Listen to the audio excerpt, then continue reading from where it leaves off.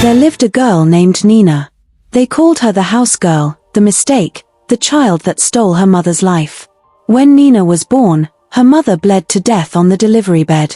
Her father, broken by grief, remarried too soon to Madame Yejid, a woman whose beauty was only skin deep.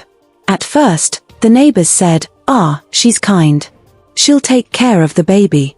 But that kindness lasted only until Yejid had a daughter of her own, Tara. From then on, Nina stopped being a daughter, and became a servant in her own home. Every morning, before the first rooster crowed, Nina was up fetching water, sweeping the compound, washing Tara's uniforms. While Tara, her half-sister, slept under silk sheets and perfume, Nina scrubbed the floors barefoot, with soap that bit her skin. Nina whispering to herself, maybe one day, Mama will see me from heaven and send me a better life. But heaven was silent. Yejid was the kind of woman who smiled in church and cursed at home. She'd brag to her friends, "My Tara will marry a rich man, not some struggling mechanic like my husband's daughter will." She said it in front of Nina intentionally, cruelly. And Tara? She grew up just like her mother, proud, loud, and spoiled. She called Nina cleaner instead of sister. Still, Nina obeyed. Because deep down, she believed humility would one day be her weapon. When their father died suddenly of a heart attack, Yejid sold most of his properties and pushed Nina into a tiny room near the backyard. Nina wanted to go to school, but Yejid refused. "Who will clean the house if you go to school, eh? You think education is for beggars like you?"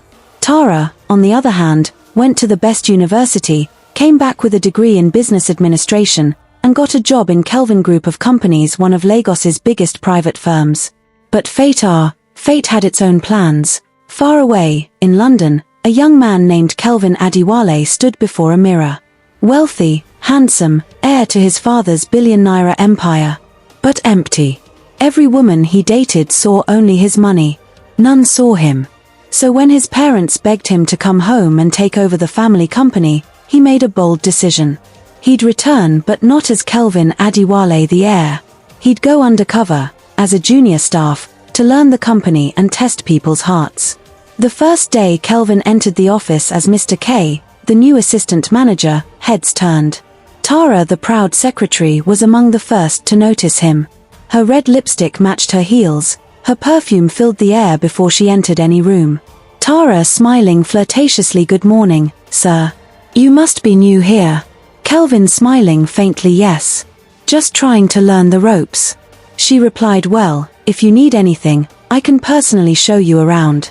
She thought he was just another handsome staff. He thought she was charming until he saw how she treated others. That afternoon, as Kelvin passed by the cleaning section, he saw something that froze him. A young woman, dressed in a cleaner uniform, was on her knees scrubbing the marble floor, while Tara scolded her harshly. "Are you blind, Nina? Can't you see the stain there? Useless girl." "Nina, I'm sorry, madam, I'll clean it again." Nina didn't even lift her head. But Kelvin couldn't look away. Something about her calmness, her humility, it felt familiar. Like watching light refuse to die in darkness. That night, he couldn't stop thinking about her. While Tara texted him about weekend hangouts, he found himself replaying the cleaner's soft voice in his head. Days turned to weeks. Kelvin started observing Nina secretly. He noticed how she always helped others, even with her little. He'd often leave tips for her, which she'd always return, saying, "Sir, thank you, but I didn't earn it. I only did my duty." That melted something inside him. A respect that turned into admiration. And slowly, love. Kelvin started eating in the staff cafeteria just to see Nina.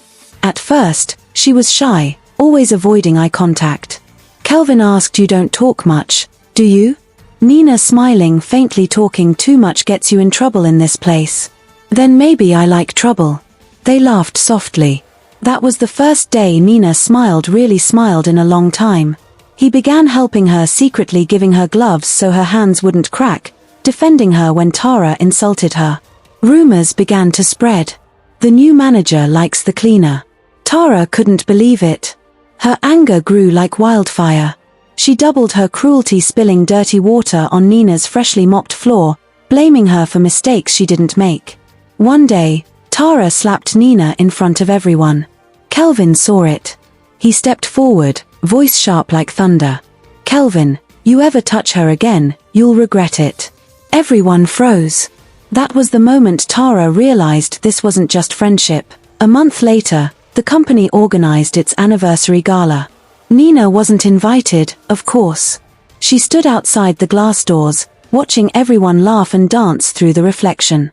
Inside, Tara wore a shimmering gold dress, but halfway through the event, the chairman Mr. Adewale took the stage. "Ladies and gentlemen, please welcome my only son, Kelvin Adewale, heir to the company." The crowd erupted. And from the corner of the hall, Tara gasped. Because Mr. K, the assistant manager she had mocked, flirted with, and ignored, was now standing in a black tuxedo beside his father, smiling directly at her.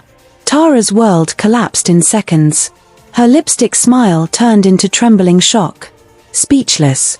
But Nina, from outside the hall, smiled softly, unaware the man she loved was the same one everyone now bowed to. The next day, Kelvin revealed the truth to her privately. "My name isn't Kay. I'm Kelvin Adewale. The company belongs to my family." Nina stunned. "You mean, all this while?" Kelvin replied, "Yes. But I wanted to see who people really were without money in the way. And you, Nina, you were pure." Tears filled her eyes. "Sir, I don't belong in your world." Kelvin gently, "You belong in my heart." When Tara and Yejid discovered Nina's secret meetings with Kelvin, they went mad with envy. They planned to destroy her. They spread rumors that she was a gold digger, even forged fake chats showing her blackmailing Kelvin. But the truth has a way of shining, no matter how deep it's buried. Kelvin's father investigated and the lies were exposed. Tara was fired. And in a twist of poetic justice, Kelvin stood before the entire staff and said, "I came here to test loyalty. And I found love instead. Nina, will you marry me?" The crowd erupted in cheers. Nina fell to her knees, crying, "Nina, Mama, wherever you are, your daughter made it." Months later, Tara and her mother lived in misery. Their wealth was gone, friends disappeared, and no one wanted to hire a known liar. Yejid fell sick. Tara begged Nina for forgiveness. And Nina, pure-hearted as always, visited them. She brought food, medicine, and tears. Tara weeping, "After everything we did to you, you still came?" Nina, "Because hate only makes you like the people who hurt you." She hugged her and walked away, leaving peace where pain once lived. The wedding was like something out of a dream. The same girl who once scrubbed floors now walked down the aisle in white silk, her beauty glowing like the morning sun.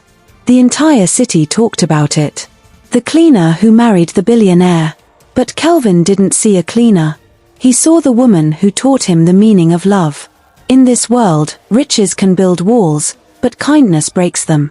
In a house where hatred was planted, Nina grew like a flower through concrete. And sometimes, the one you despise today is the one God will use to humble you tomorrow.